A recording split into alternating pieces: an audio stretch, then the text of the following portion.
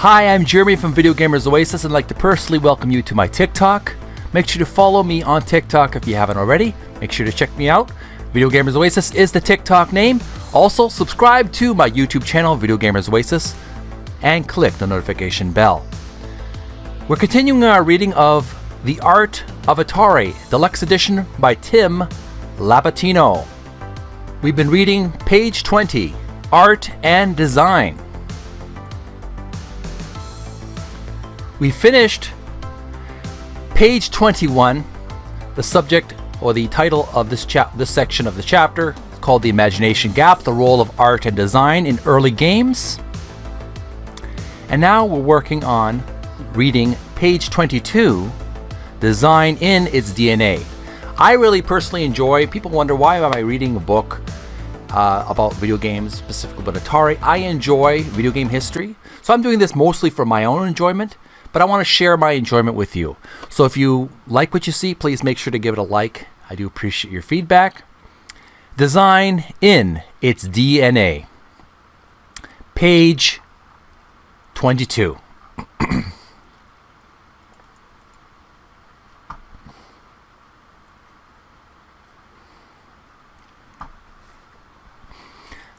At a time when on-screen game graphics were much less sophisticated, Atari needed artwork and graphic design capable of stirring the imagination.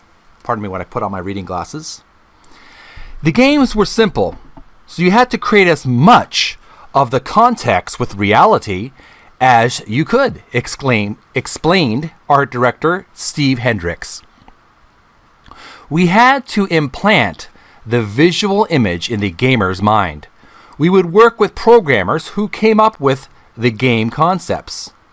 Exciting advertising, contemporary package design, and lush illustration would differentiate Atari and capture attention on store shelves. But this whole constellation of creative parts became more than just a way to move merchandise. It became a crucial aspect of the overall game experience. Box artwork often served as a player's first exposure to a new title, coloring her interpretation of the gameplay within. Art and design brought this first generation of home video games to life, allowing players to see more than just the simple pixels on screen. Hand-painted artwork allowed gamers to bridge an imagination gap.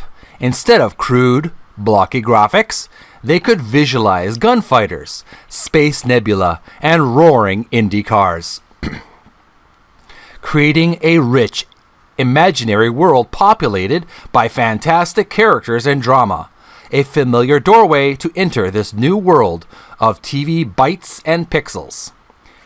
Intentionally or not, Atari's creative efforts wove a narrative thread with all of these disparate elements.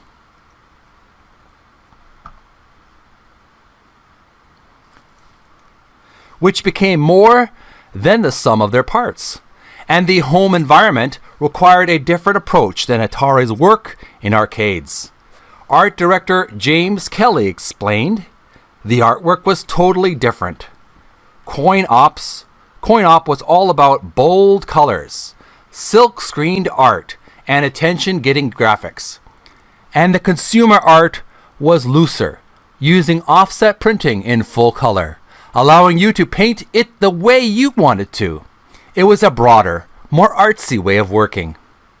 Industrial designer and later head of R&D, Roger Hector, was one of a handful of employees who spent time in the Coin Op, consumer, and research groups, with a broader perspective on all. He echoed the importance of design and creativity in these new games. In some ways, art and design were part of the complete package and were of a very high caliber.